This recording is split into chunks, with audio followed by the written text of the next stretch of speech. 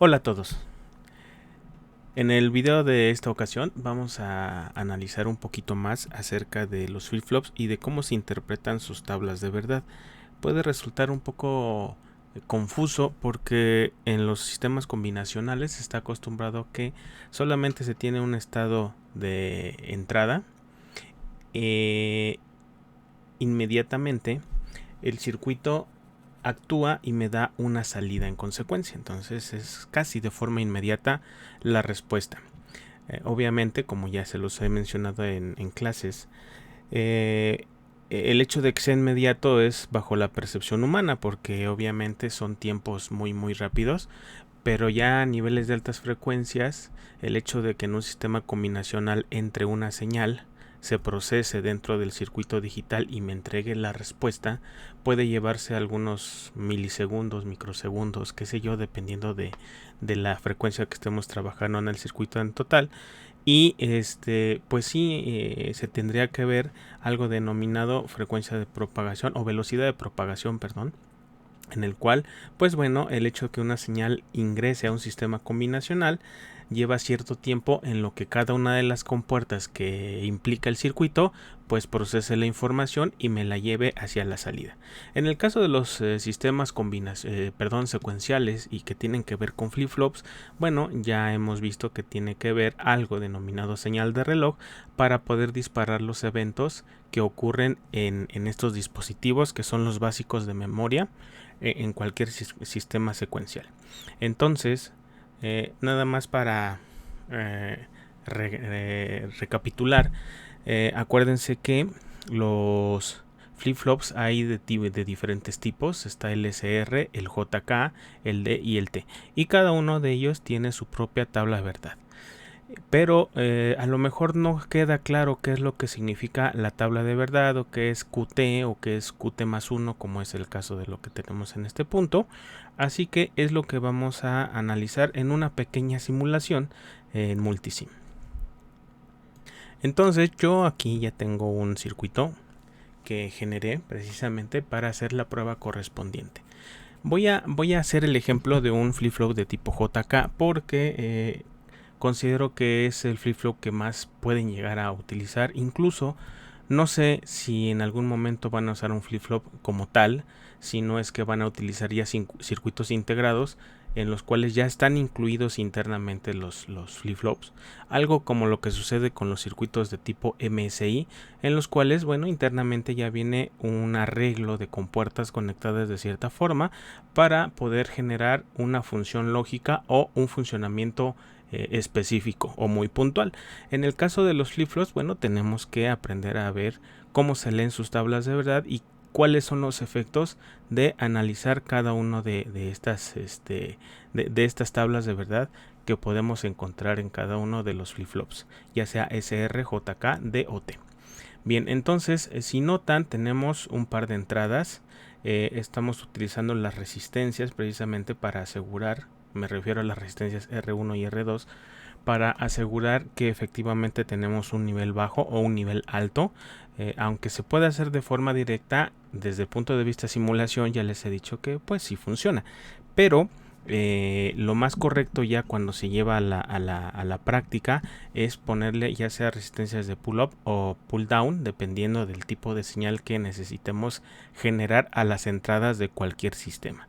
Bien, entonces analizando un poco aquí en este circuito, los switches que tenemos en este punto es un deep switch normal, en el cual si está en la parte inferior la marca blanca, o sea el switch está hacia abajo, pues obviamente está desconectado, es decir, está abierto este switch y por lo tanto J está conectado a tierra a través de la resistencia R1, asegurando un cero lógico como tal.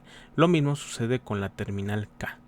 Pueden ver que en el flip-flop de tipo JK tenemos un set y un reset. No tienen pelotita aquí en las entradas, o sea, no trabajan con lógica negada, lo que significaría que si yo no quiero activar alguna de estas dos funciones de set o reset, hay que colocarlas en un estado lógico 0 o GND como el que tenemos aquí. Recuerden que cuando un flip-flop entra en el modo set es porque este LED o este indicador que estoy colocando a la salida Q se encendería. Si yo utilizara el reset, entonces este Q se apagaría.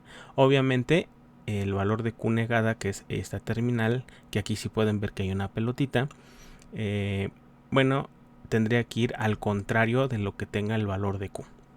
Respecto a la señal de reloj, no estoy ingresando un reloj como tal para poderlo hacer de forma manual y que vean qué es lo que va a suceder con el reloj y con la tabla de verdad y cómo interpretarla. Entonces el reloj no tiene ninguna pelotita, tampoco quiere decir que funciona con transiciones positivas o por flanco de subida. Es decir, inicialmente necesitamos que este switch esté en ese nivel. Si está en ese nivel, implica que el reloj o la señal de reloj está conectada directamente a tierra. Si yo presiono, que en este caso por la forma en que configure la simulación con la tecla A, puedo hacer el movimiento del switch.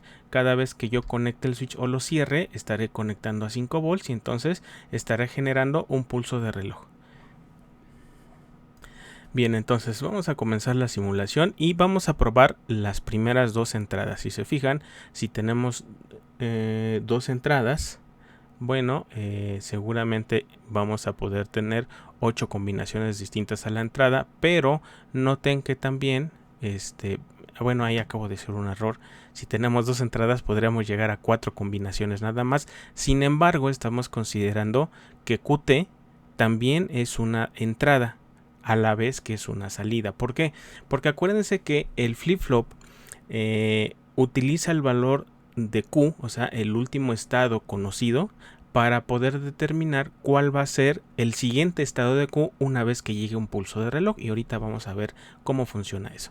Entonces, les decía que si tenemos dos entradas, efectivamente tendríamos nada más 4 combinaciones posibles, pero como a Q la estamos considerando también como una entrada, entonces nos extendemos hasta 8 combinaciones posibles, que es lo que sería 2 a la 3, ¿no?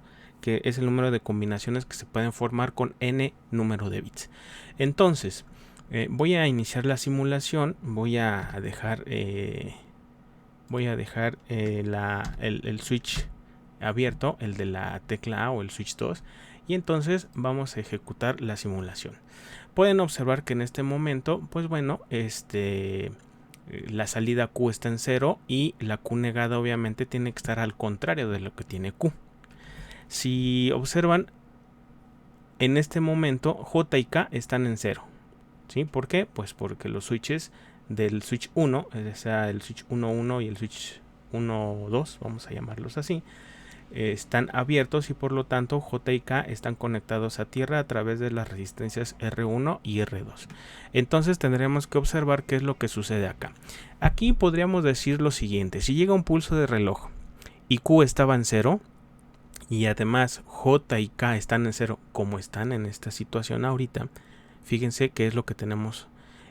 Podemos ver que si este está en 0 y los demás, es decir, J y K también están en 0, lo que esperamos cuando generemos un pulso de reloj es que Q tenga un valor de 0.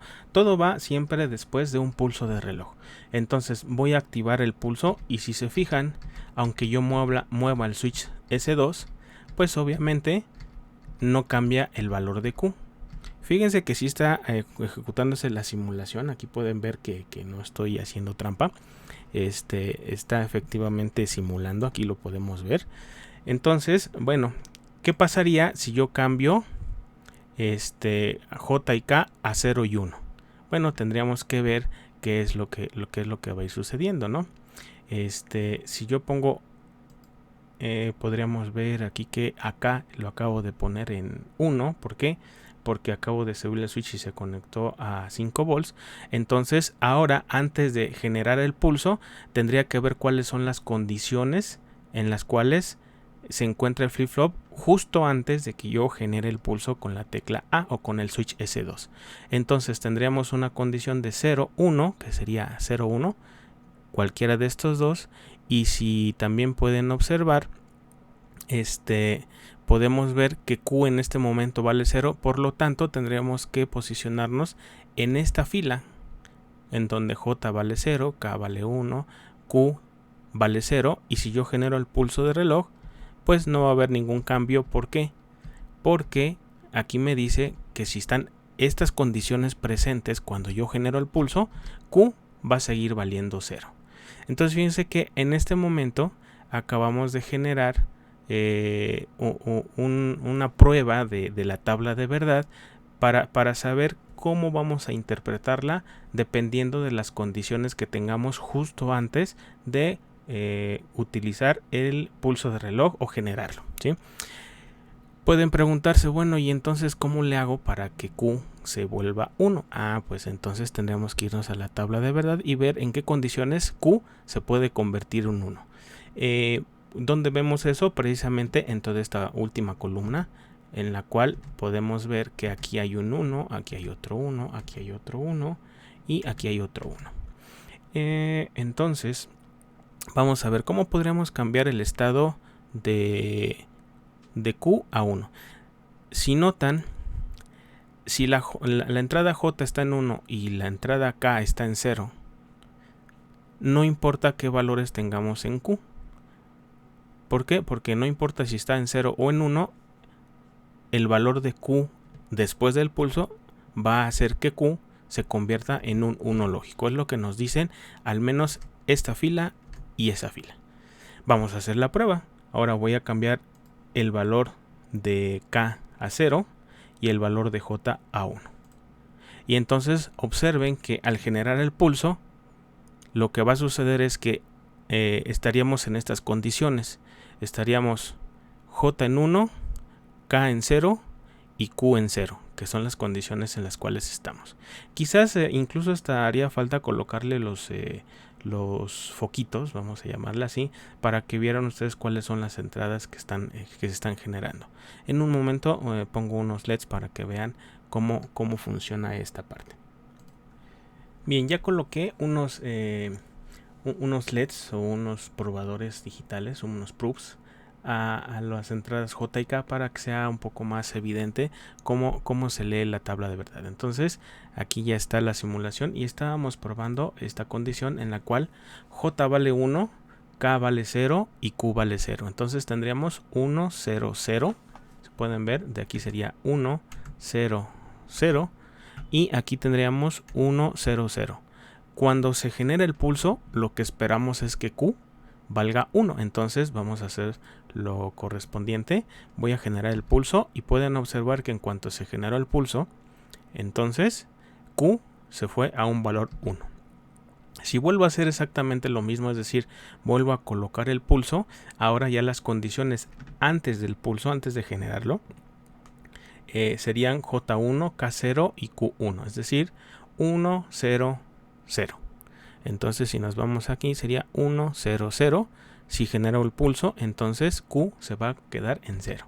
Entonces pueden ver que aunque yo siga moviendo la tecla A, el valor de Q se sigue manteniendo en un valor de 1. ¿Cómo le hago para que este se vuelva a 0? Bueno, posiblemente podríamos irnos a cualquiera de estas dos entradas, ¿no? Es decir, poner J en 0 y K en 1, y también observen que si estamos en estas condiciones de entrada, cualquier valor que tengamos en Q lo va a llevar a un valor de 0 una vez que llegue el pulso. Entonces vamos a ver si es cierto. Voy a poner el valor de J en 0, el valor de K en 1, y entonces en este momento estaríamos en 0, 1, 1. Entonces aquí es 0, 1, 1, estaríamos en esta fila, particularmente en esta que estoy señalando, y una vez que yo genere el pulso de reloj, el valor de Q se va a volver 0. Entonces vamos a generar el pulso, abro, acuérdense que cuando este está abierto estamos en un 0, y cuando yo genero un 1, eso se toma como un pulso y eso es lo que hace el cambio en el flip-flop. Entonces pueden ver que cuando yo cierro el switch y lo vuelvo a abrir, Q efectivamente se volvió 0. Quiere decir entonces que si tenemos el valor de J y K en 0, cualquiera de los dos, fíjense que el valor de Q, una vez que se genera el pulso, es exactamente igual al último valor conocido de Q. Es decir, si Q valía 0, pues entonces Q se queda en 0. Si Q vale 1, Q se queda en 1.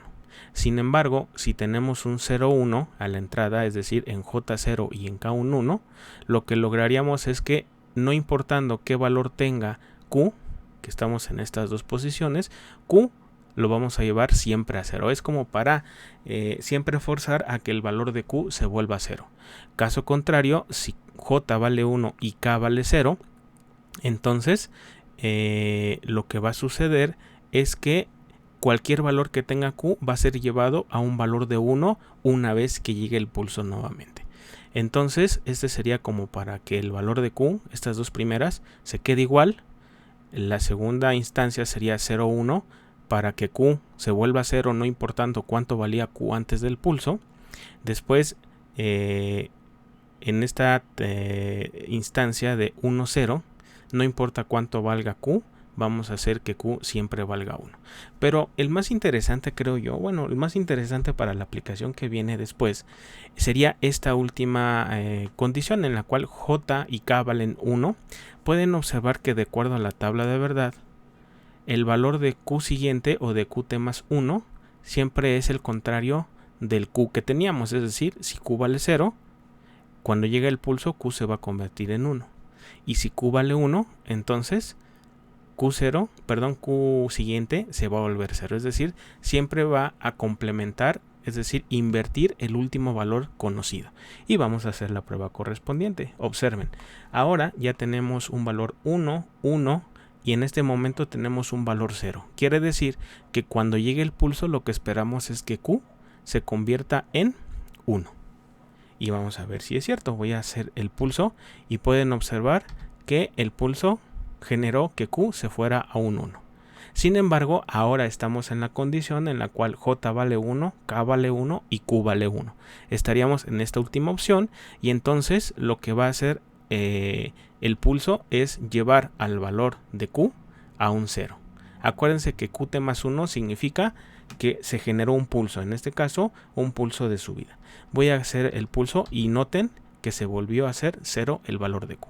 Entonces, si yo me pongo a hacer varios pulsos, lo que generamos es que en el valor de Q siempre esté cambiando de valor, es decir, siempre está negando el último valor de Q conocido. Entonces, aquí es muy importante que entiendan de que las tablas de verdad forzosamente tienen que ver con los pulsos de reloj. No podemos interpretarlo de forma completa si no entendemos que lo que tenemos como Qt y Qt más 1 tiene que ver con un estado actual y un estado siguiente. Entonces, esta última parte en la cual J y K lo mantenemos en un 1 es lo que nos va a ayudar a poder hacer una aplicación muy particular que se le denomina divisor de frecuencia, que nos va a ayudar a poder construir un contador de n bits. Entonces, eso lo veremos en el siguiente video y espero que haya quedado clara la explicación de cómo funciona un flip-flop, en este caso de tipo JK.